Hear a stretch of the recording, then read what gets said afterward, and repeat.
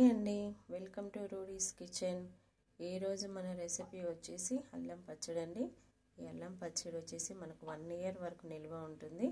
దానికి కావలసినవి red chillies అండి 100 గ్రామ్స్, చింతపండు 100 గ్రామ్స్, అల్లం అండి ముక్కలుగా కట్ చేసుకోవాలి, బెల్లం 200 గ్రామ్స్, 3 స్పూన్స్ సాల్ట్, 25 ఎల్లిపాయలండి. ఒక కడాయి తీసుకొని దాంట్లో ఎండుమిరపకాయలు వేసేసి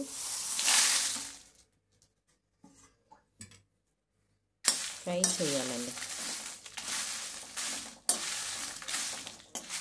మంచి కలర్ వచ్చేంత వరకు ఫ్రై చేసేసుకోవాలి.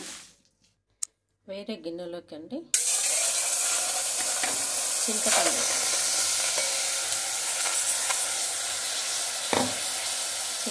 ఫ్రై చేసుకోవాలండి. ఈ చింతపండు వచ్చేసి స్టీల్ దాంట్లో తీసుకున్నానండి, ఎందుకంటే అల్యూమినియం యూజ్ చేయకూడదు కాబట్టి స్టీల్ తీసుకున్నాను. ఇందులో ఉన్న వాటర్ అంతా ఇనికిపోయేంత వరకు చింతపండు ఫ్రై చేసుకోవాలండి. చిల్లీస్ ఫ్రై అయిపోయినాయండి, చిల్లీస్ తీసేద్దాం. చింతపండు కూడా నీళ్ళన్నీ ఇనికిపోయినాయండి. ఈ విధంగా ఫ్రై చేసుకోవాలి, వాటర్ లేకుండా. కొంచెం కూడా వాటర్ ఉండకూడదండి.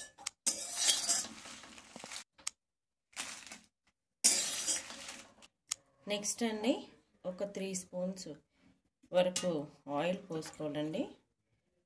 100 గ్రామ్స్ అండి ఆయిల్ కూడా. ఈ ఆయిల్లో అల్లం ముక్కలు వేసేసుకొని ఫ్రై చేసుకోవాలండి. మంచిగా ఫ్రై చేయాలి.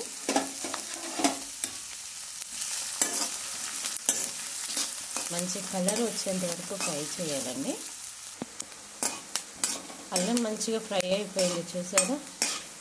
ఈ విధంగా ఫ్రై కావాలండి. ఇది మనం ఒక బౌల్లోకి తీసుకుందాము. అల్లం ముక్కలన్నీ తీసేసుకుందామండి. ఇవన్నీ చల్లగా అయిన తర్వాత మిక్సీకి వేద్దాము. ఒక జారు తీసుకొని అందులో రెడ్ చిల్లీస్ కొంచెం మొత్తం వేసేసిన సాల్ట్, రెడ్ చిల్లీస్ మొత్తము గ్రైండ్ అయిపోయిన తర్వాతనే అల్లం వేయాలండి. రెడ్ చిల్లీస్ మిక్సీలో వేసిన తర్వాత అల్లం ముక్కలను కూడా అందులోనే వేసేయాలండి. అల్లం ముక్కలు కూడా పేస్ట్ అయిపోయిందండి. దాంట్లోనే మనం కొంచెం గార్లిక్ వేద్దాము. నెక్స్ట్ వచ్చేసండి చింతపండు చల్లగా అయిపోయింది, ఇది కూడా అందులోనే వేసి మెత్తగా పేస్ట్ చేద్దాం. ఇదిగోండి చింతపండు రుబ్బేసాము. ఈ విధంగా ఉందండి, గట్టిగా ఉంది. ఇందులోకి కొంచెము అల్లం ఫ్రై చేసి పెట్టుకున్న ఆయిల్ ఉంది కదండి, అది పోసేసుకుందాము. ఆయిలే తీసుకోవాలండి, వాటర్ అస్సలు యాడ్ చేసుకోకూడదు. నెక్స్ట్ వచ్చేసి బెల్లం రుబ్బేద్దామండి మిక్సీలో. ఇదిగోండి ఈ విధంగా రుబ్బుకోవాలండి. దీన్ని ఒక గాజు దాంట్లోకి తీసేసుకోవాలండి. ఇది ఈ విధంగా ఉంటుంది. మీకు ఇష్టమైతే లైక్ చేయండి. Please subscribe my channel. Thank you.